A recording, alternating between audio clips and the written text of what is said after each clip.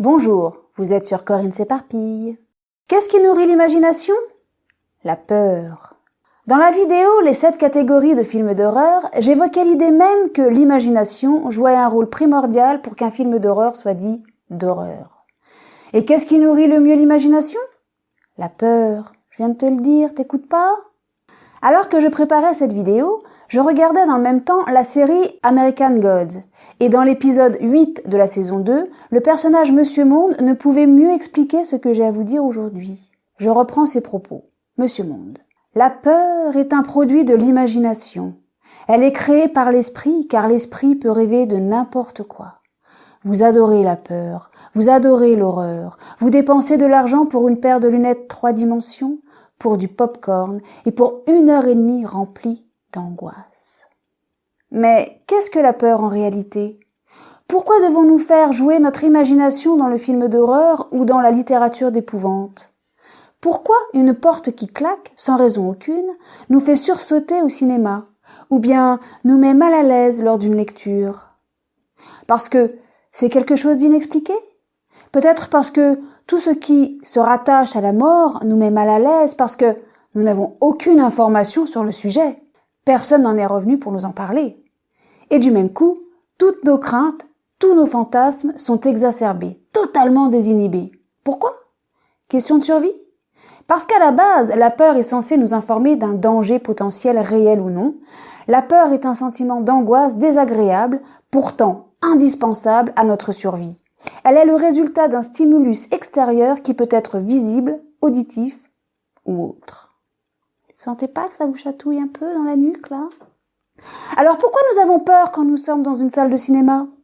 D'où vient ce besoin d'aller rechercher cette frayeur dans les salles obscures? Eh bien, encore une fois, je vais reprendre une explication de Stephen King dans son ouvrage Anatomie de l'horreur. C'est son avant-propos qui date de janvier-février 2010. Selon lui, les films d'horreur, pour ceux qui en sont friands, est une soupape de sécurité, une sorte de rêve éveillé, et quand dans un film des gens ordinaires vivent une vie ordinaire et qui se retrouvent plongés dans un cauchemar sanglant, cela leur permet de relâcher la pression qui, sinon, risquerait de les catapulter dans les nuages, comme la chaudière qui explose et démolit l'hôtel Overlook dans Shining. Je parle du livre, hein, bien sûr, parce que dans le film, tout le bazar finit gelé. Oui, Stephen King n'aime pas ce film. Nous nous réfugions dans des terreurs pour de faux afin d'éviter que les vrais nous terrassent, nous gèlent sur place et nous empêchent de mener notre vie quotidienne. Car le monde normal où nous vivons semble tellement meilleur. Si on garde ça à l'esprit, il devient plus facile de comprendre pourquoi les bons films d'horreur fonctionnent et pourquoi les mauvais, qui se comptent par centaines, tombent à plat. La bonne histoire d'horreur, c'est celle qui fonctionne au niveau symbolique, qui utilise des événements fictifs et parfois surnaturels. Je pense qu'une personne ayant besoin d'aide pour affronter ses peurs n'est pas vraiment saine d'esprit. Si l'on suppose que la majorité des lecteurs d'histoires d'horreur sont comme moi, et c'est mon avis, alors nous sommes aussi sains d'esprit, voire davantage, que ceux qui se contentent de lire People, leur quotidien du matin, et quelques blogs, puis se déclarent bons pour le service. Mais mes amis, être obsédé par les faits et gestes des célébrités, plus la réaffirmation des opinions politiques que l'on est prêt à défendre mordicus, ce n'est pas cultiver son imagination. Ce n'est être guère mieux qu'un cafard accessoirement doté de pouces opposables et capable de compter jusqu'à 10. Stephen King n'aime pas les gens qui n'ont pas d'imagination. Nous ne réagissons pas tous à la peur avec la même intensité. L'horreur au cinéma est une forme d'art puissante et qu'il s'y passe bien plus parce que l'œil en perçoit immédiatement tous les troubles. En réalité, il faut lire le livre Anatomie de l'horreur parce que c'est un bijou. Ce bouquin est une mine d'informations, c'est une mine d'or si, comme moi, vous aimez les films d'horreur, vous aimez la lecture d'horreur, là vous allez y trouver vraiment votre compte. Tout y est dit, comme dans l'extrait American Gods, proposé un petit peu plus haut, avec Monsieur Monde. Ce que j'essaie de démontrer ici, c'est que le film d'horreur a un rôle à jouer, et que sans l'imagination, sa fonctionnalité vous échappera. Mais la peur doit être distinguée de l'anxiété. Comme je l'ai déjà dit, la peur permet à un individu de fuir ou de se défendre, mais permet aussi d'éviter et de prévenir les dangers. C'est une émotion ancrée dans l'inconscient qui surgit lorsque l'on est influencé par nos pensées, notre imagination ou notre environnement.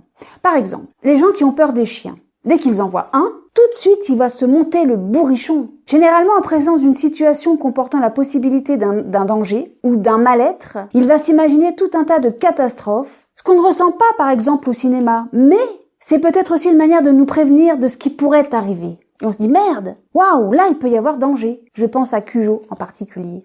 Le film toujours de Stephen King. Oui, excusez-moi, j'aime Stephen King, je ne le dirai jamais assez. Parce que cette même émotion permet à l'individu de fuir ou de combattre l'anxiété, quand elle est le résultat de menaces perçues comme étant incontrôlables ou inévitables. Alors, je sais pas moi, par exemple dans Amityville, la maison du diable, on n'y est pas dans cette maison, nous. On la voit juste sur l'écran, et pourtant, on n'est pas bien. Et pourquoi on n'est pas bien ? Alors je sais pas, c'est que mon avis, mais on doit s'imaginer, on se projette, on s'imagine dans cette maison. On ne réagit pas tous de la même manière face à un même film. Je parle toujours des films avec le cinéma d'horreur ou les livres d'épouvante. On parle alors d'aspect récréatif, parce que la peur est souhaitée, et on se retrouve dans un contexte de sécurité.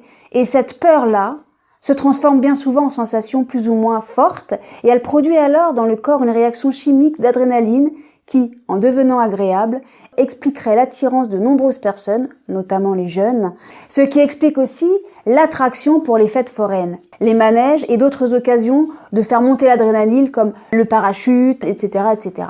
Les phrases telles que « Ne vous promenez pas seul après la tombée de la nuit »,« Ne mettez pas le pain à l'envers », toutes ces petites habitudes qui paraissent triviales à premier abord, à bien y réfléchir, tiennent plus de la superstition que de réels conseils. Et pourtant, ce sont ces pensées qui influent notre quotidien, car la peur est une donnée importante de notre vie.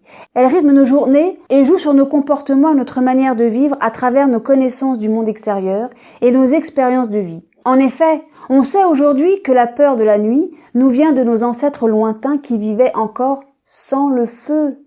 Ces habitudes culturelles ressortissant de nos peurs font partie de nous et sont une source de pression foisonnante pour quiconque veut effrayer l'esprit commun. C'est notamment le cas dans le contexte du jugement des sorcières de Salem aux États-Unis. L'hystérie collective a pris la main sur la raison après que certaines croyances entraînent une peur liée à une catégorie d'individus. Et la peur est également un argument de vente dans la culture cinématographique. Elle est très présente dans certains gros blockbusters, comme dans les séries, par exemple, et très appréciée par la population dans la culture littéraire. La peur est également utilisée sous sa forme de terreur, à des fins politiques. La peur, on la retrouve partout, et depuis la nuit des temps. Et toi, d'où viennent tes peurs? Quelles sont-elles? As-tu un avis divergent sur ce qui est dit dans cette vidéo? Tu nous en parles dans les commentaires?